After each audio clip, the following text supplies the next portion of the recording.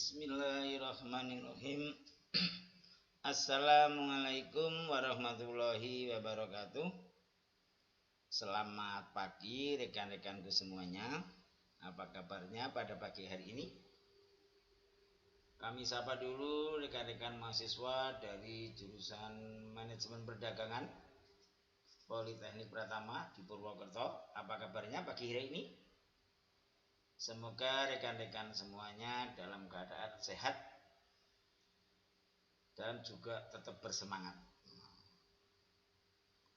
Kami sama-sama juga rekan-rekan dari jurusan Manajemen Bisnis dan Kewirausahaan Universitas Tekom di Semarang. Apa kabarnya Semarang? Cerah pada pagi hari ini? Semoga rekan-rekan semua dalam keadaan sehat.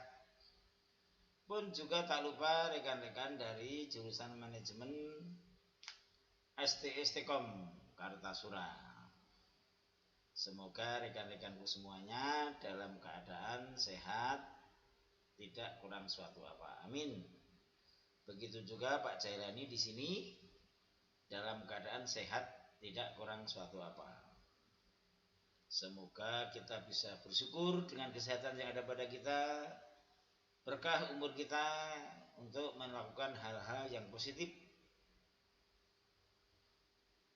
Rekan-rekan mahasiswa yang kami hormati, yang kami banggakan semuanya, pada hari ini, hari Kamis, tanggal berapa? 6.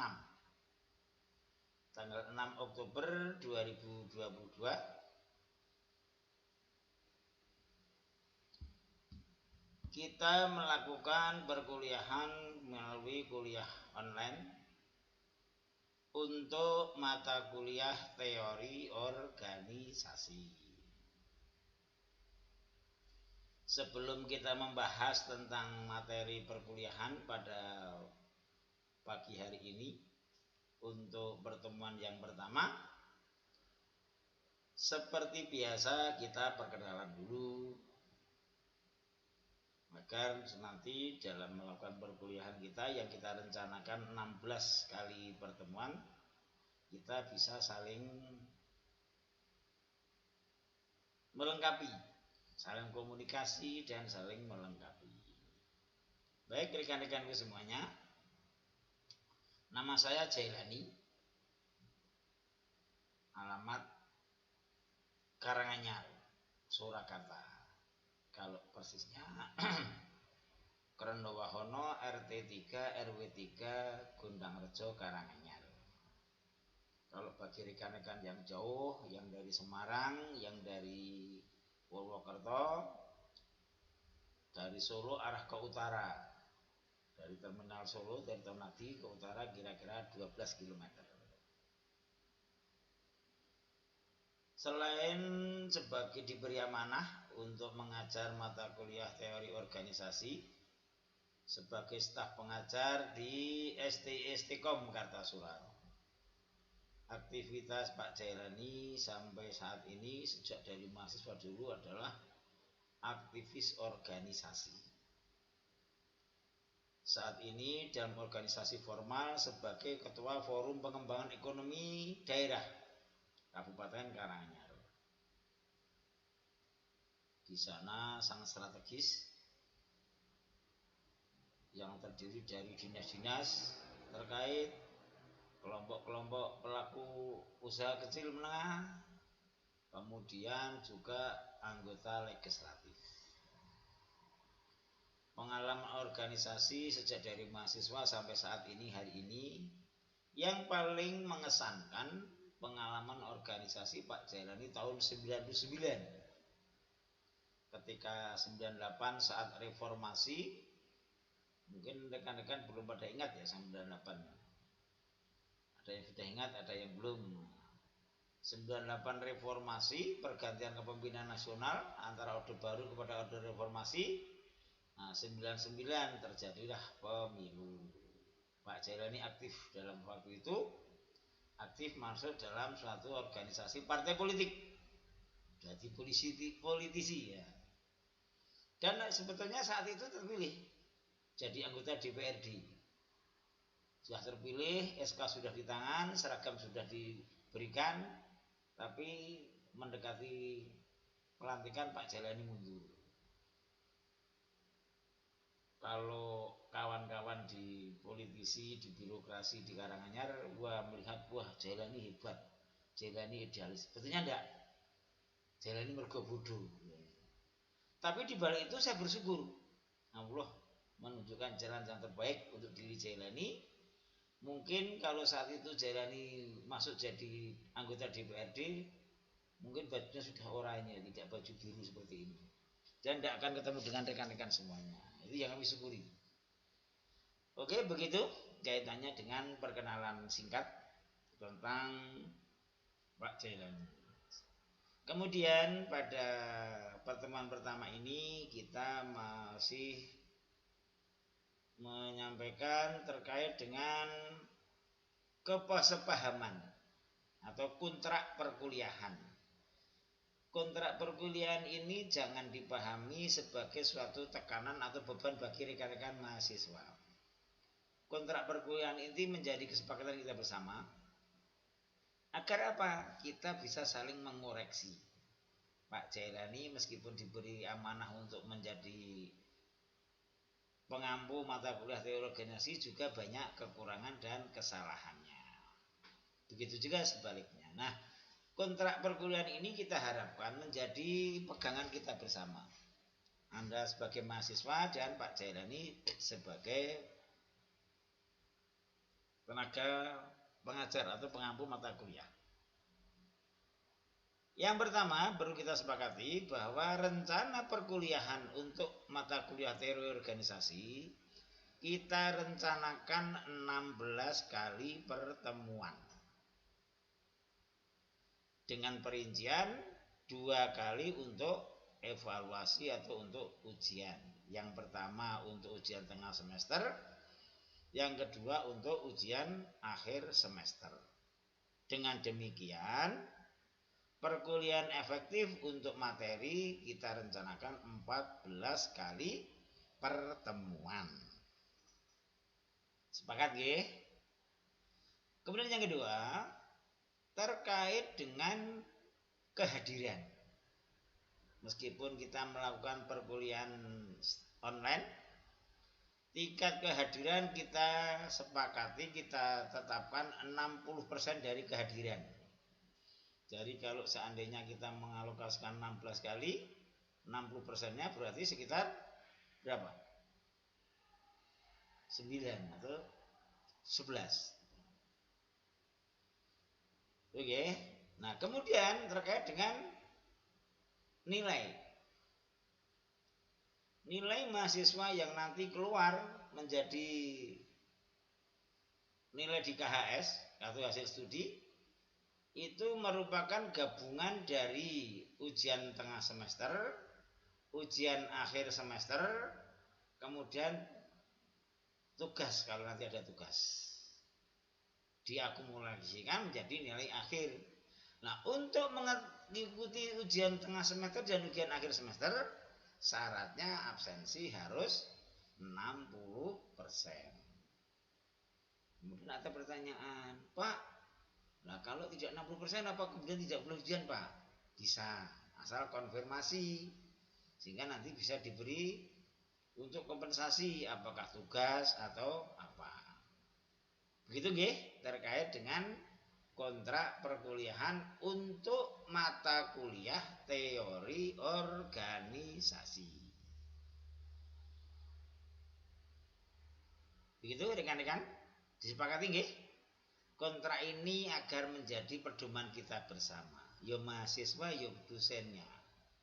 Seandainya misalnya saudara sudah aktif, sudah ujian 1, ujian tengah semester bagus, ujian akhir bagus kok hasil akhirnya di bawah standar, saudara bisa protes kepada Pak Jailani. Oh, dievaluasi. Oh, Pak Jailani juga keliru misalnya. Jadi ini menjadi pegangan kita bersama. Begitu juga sebaliknya. Oh, ternyata Anda juga ujian tengah semester tidak begitu baik. Ujian semesternya baik. Karena satu baik, satu tidak baik berarti tengah-tengah. Gitu. Begitu nggih? Terima kasih. Sudah disepakati bersama? Baik rekan-rekanku, sebelum kami membicarakan tentang materi yang lebih mendalam terkait dengan teori organisasi, kita ingin membahas tentang materi pokok bahasan yang pertama, yaitu tentang konsep dasar dan pengertian organisasi. Apa itu organisasi? Apa itu konsep dasarnya? Ini kita pelajari bersama. Nah, tujuan pembelajaran dari materi bab ini adalah setelah mempelajari bab ini diharapkan mahasiswa mampu memahami sejarah organisasi. Karena apa? Pengertian merupakan cerminan dari berbagai perjalanan tentang dasar-dasar organisasi. Yang kedua, diharapkan setelah mempelajari bab ini, mahasiswa mampu mengerti dan dapat mendefinisikan tentang pengertian konsep dasar organisasi. Apa organisasi? Bagaimana konsep dasarnya? Dan yang ketiga adalah setelah mempelajari bab ini, diharapkan mahasiswa mampu menerapkan konsep dasar organisasi dalam perilaku di dalam organisasi. Karena apa? Tidak ada manusia yang lepas dari organisasi. Organisasi itu merupakan kebutuhan sama seperti kebutuhan kita makan, kebutuhan kita minum. Begitu terkait dengan tujuan pembelajaran. Setiap pokok bahasan pembahasan kami sampaikan tujuan pembelajaran diharapkan agar apa? Mahasiswa mampu mengerti tujuan pembelajaran setiap materi pokok bahasan. Karena perkuliahan kita melalui online, saya harapkan materi pokok dalam PPT dalam pertemuan ini bisa saudara kembangkan dengan mempelajari buku referensi-referensi yang lain. Apakah buku referensi yang dari buku ajarnya Pak Jalani, atau buku dijilid punyanya Pak Gus Wibowo, punya Pak Jalani juga dijilid Perpustakaan Stekom, sehingga saudara bisa mengembangkan konsep-konsep selain yang ada di PPT ini. Begitu rekan-rekan semuanya. Sebagai pendahuluan perlu kami sampaikan dalam materi tentang konsep dasar dan pengertian organisasi. Yang pertama, bahwa organisasi itu sudah ada sejak manusia itu ada. Artinya peradaban manusia ada, organisasi juga ada. Kita mencoba menarik ke belakang adanya Nabi Adam dan Nabi Hawa. Nabi Adam dan Siti Hawa. Dua orang pertama yang diturunkan oleh Allah di muka bumi, mereka tidak bisa hidup dengan sendiri, tapi saling terkait, saling membutuhkan, dengan konteks yang masih sangat sederhana saat itu. Nabi Adam butuh Hawa, Siti Hawa butuh Nabi Adam. Akhirnya bayi berkembang biak sampai pada kita saat ini. Konsep dasar organisasi adalah dua orang atau lebih untuk melakukan kerjasama. Nanti di belakang akan kita bahas. Saya ulangi bahwa organisasi dalam artian berkelompok itu sudah ada sejak peradaban manusia.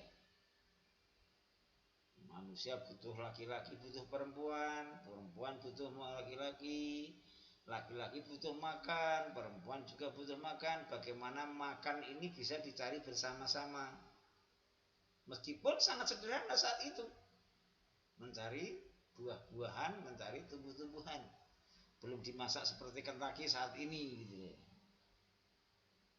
atau bakso seperti saat ini belum. Paham ya? Bahwa organisasi dalam artian berkelompok sudah ada sejak peradaban manusia ada. Kemudian organisasi itu dibutuhkan dalam rangka untuk memenuhi kebutuhan sosialnya. Nabi Adam diciptakan oleh Allah Subhanahu wa taala yang pertama di muka bumi. Loh, satu orang mau menguasai dunia loh.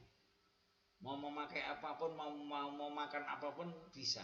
Saat itu entah dia tidak bisa hidup sendiri. Membutuhkan pendamping, membutuhkan Siti Hawa. Konteks tidak melihat dalam konteks kebutuhan biologis, tetapi konteks bahwa dia Nabi Adam tidak bisa hidup dengan sendirinya, tapi memerlukan pihak yang lain. Kemudian perkembangan selanjutnya bahwa dengan peradaban manusia, perkembangan manusia semakin banyak, manusia itu tidak bisa hidup dengan sendiri. Semakin maju peradaban manusia, kebutuhan dengan orang lain itu semakin tinggi. Memang manusia diciptakan sebagai makhluk individu dan makhluk sosial. Nah, kebutuhan sosial ini yang tidak bisa dipenuhi hanya sebagai makhluk individu. Makhluk individu butuh makan, makhluk individu butuh minum, makhluk individu butuh kebutuhan biologi, seks, makhluk individu butuh berteduh. Tetapi ini tidak bisa dipenuhi dalam konteks kebutuhan yang sifatnya sosial. Semakin maju peradaban, kebutuhan pemenuhan kebutuhan sosialnya semakin tinggi.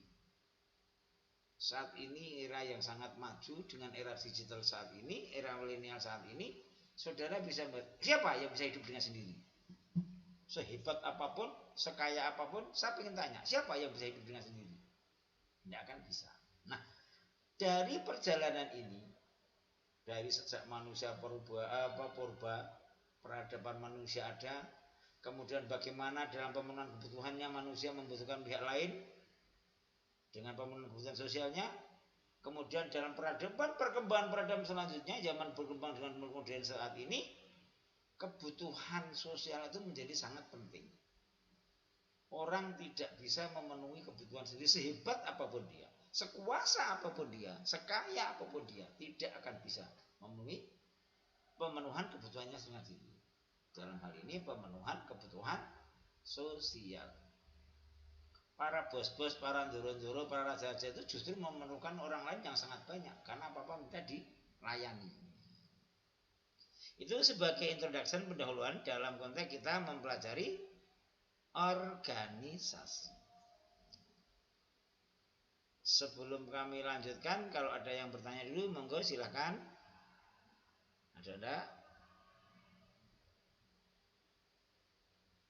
Rekan-rekan dari STE Stekom, ada yang tanya mungkin? Atau rekan-rekan dari Universitas Stekom?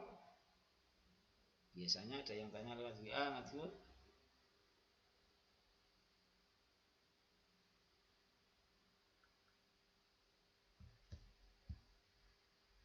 Ada? Bisa dilanjut ya? Nah, sekarang setelah kita mempelajari sejarah perkembangan tadi, bagaimana kita mempelajari organisasi sebagai pemenuhan kebutuhan sosial manusia, social needs, bahwa organisasi sejak peradaban manusia itu ada dan sampai manusia itu tidak ada, sampai nanti berapa puluh ratus tahun lagi organisasi itu dalam konteks berkumpul itu masih yang dibutuhkan. Nah, sekarang kita mempelajari konsep dasar organisasi. Ada banyak definisi tentang organisasi, nanti akan kita pelajari.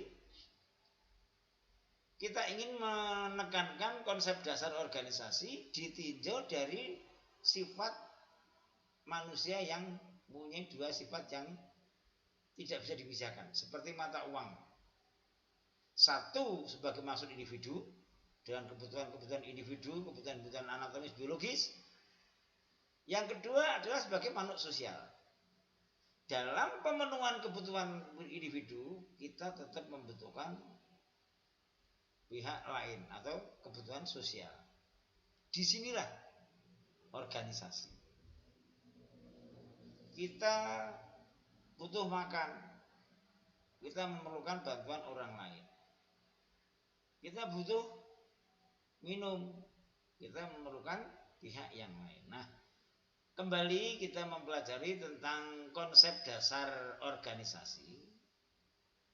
Ditinjau dari definisi-definisi yang ada dari para ahli itu, ada 13 atau 15 ahli yang mendefinisikan tentang organisasi. Ini dapat diambil unsur dasar minimal dalam berorganisasi. Yang pertama, adanya anggota. Kalau organisasi kok tidak ada anggotanya, bukan organisasi. Atau anggotanya organisasi hanya satu, bukan organisasi. Nanti di definisi akan kita lihat.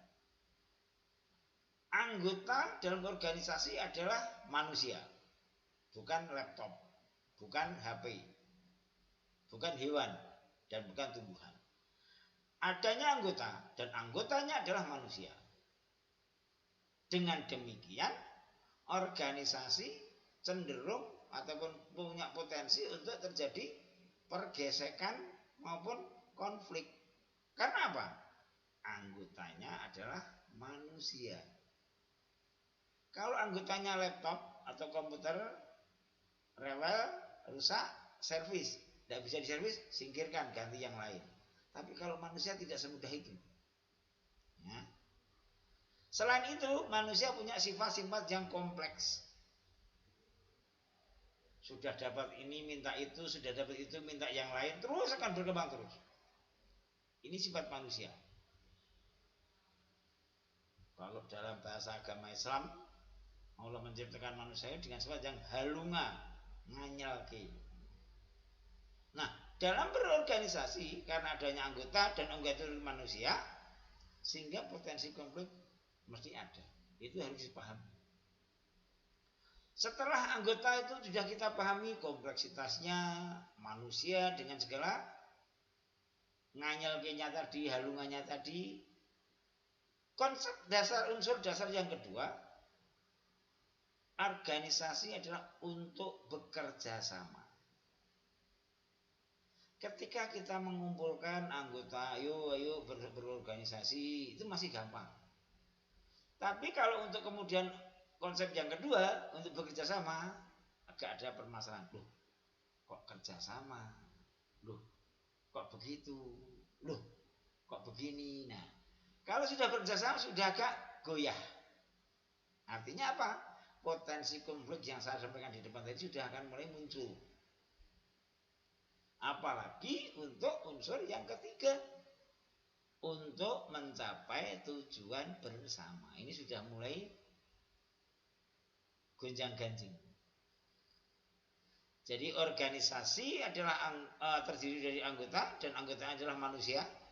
Tidak hanya satu, tapi harus dua lebih, untuk bekerja sama mencapai tujuan yang ditetapkan atau tujuan bersama.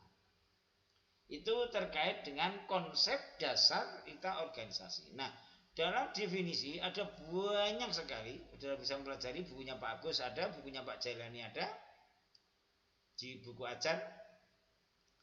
Ini saya mempelajari, memberikan contoh definisi. Ada dari Stoner, ada Stephen P. Robinson, ada James D. Money, ada Max Weber, Kester Ibn Malayu SP Hasibuan, Philip Sales, dan lain sebagainya. Saya ini mencoba memberikan definisi dari berbagai definisi yang disampaikan oleh para ahli tadi. Organisasi adalah kumpulan beberapa anggota ataupun orang. Nah, ini contoh semati. Beberapa orang anggota. Tadi di depan konsep dasar adalah ada anggota dalam suatu wadah tertentu untuk melakukan kerjasama. Nah, tadi variabel yang kedua, dalam organisasi harus ada kerjasama guna mencapai tujuan bersama yang telah ditetapkan. Tapi poin ketiga ada penetapan tujuan. Nah, dari definisi ini mungkin sekali organisasi itu akan penuh dengan pasang surutnya. Bisa naik, bisa turun, bisa standar. Karena apa? orang-orang untuk bekerja sama itu juga punya watak yang berbeda-beda. Dulunya baik, perjalanan jadi kurang baik bisa. Dulunya tidak baik, perjalanan jadi baik juga bisa. Nah, ini akan mencerminai organisasi. Nanti akan kita bahas di depan, ke belakang lebih dalam, dan saudara nanti alhamdulillah insya Allah akan lebih menarik.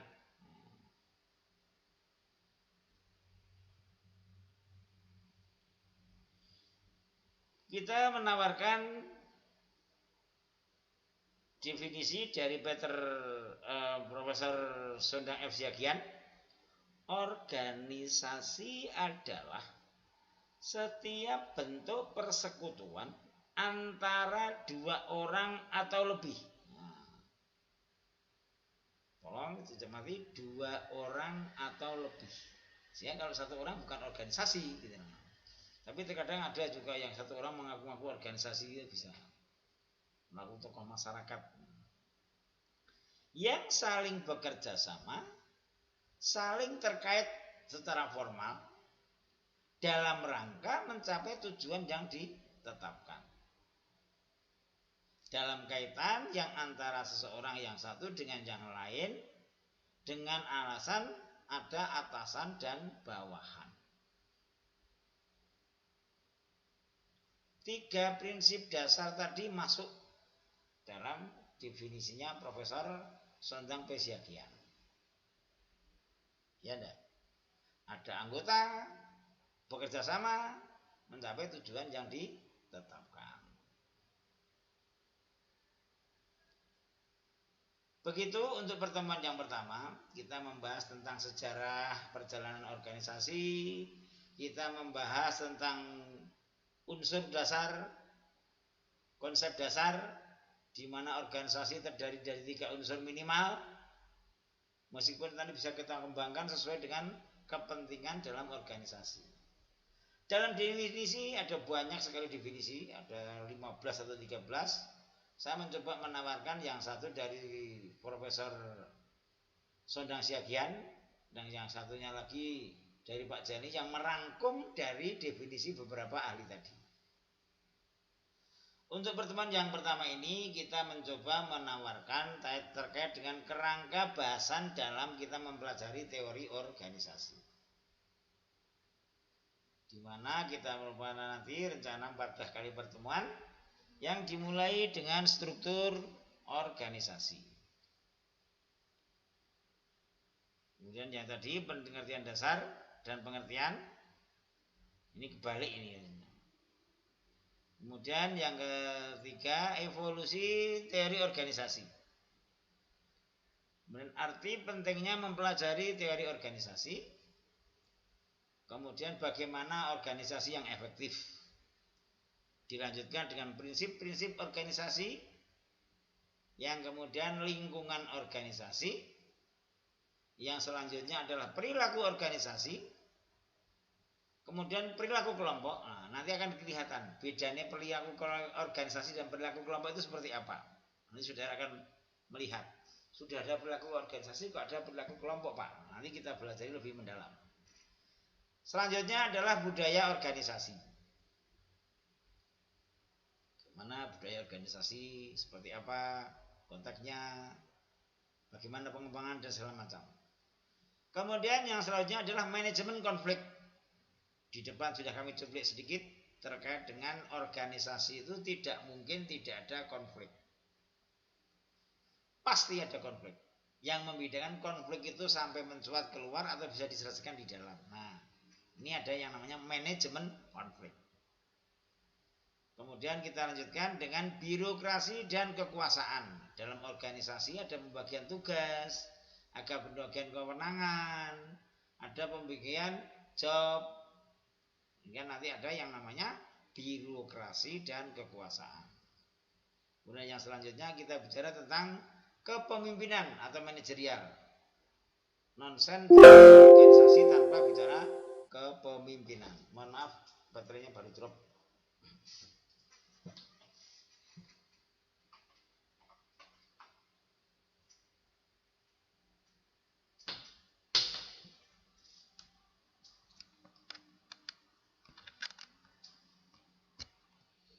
Oke, kita lanjutkan.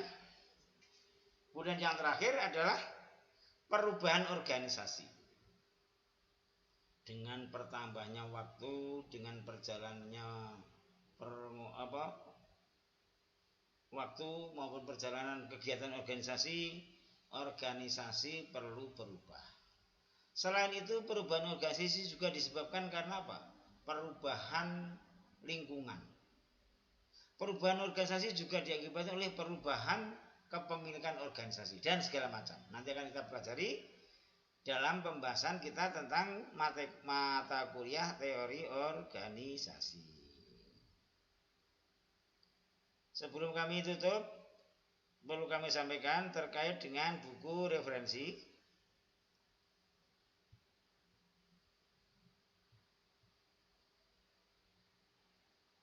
Buku referensinya adalah satu, buku teori organisasi Bapak Dr. Agus Wibowo MMSI yang ada di Jijilib Universitas Tekom, Perpustakaan Digital. Yang kedua, buku teori organisasi buku ajar karangannya Pak Jailani, juga ada di buku Dijilib Perpustakaan Digital Universitas Tekom. Yang ketiga, saudara bisa mempelajari adalah bukunya Ibenet tentang teori organisasi. Ada buku-buku yang lain sudah bisa mempelajari dari referensi-referensi yang lain. Itu untuk perkuliahan pada pertama kali hari ini. Sebagai penutup kami sampaikan bahwa organisasi itu ada sejak peradaban manusia ada. Hanya belum dinamakan organisasi. Tetapi konsepnya bahwa dua orang atau lebih untuk bekerja sama mencapai tujuan bersama, itu sejak manusia itu ada. Sejak peradaban itu manusia ada. Karena apa? Manusia tidak bisa hidup sendiri. Manusia memerlukan pihak lain.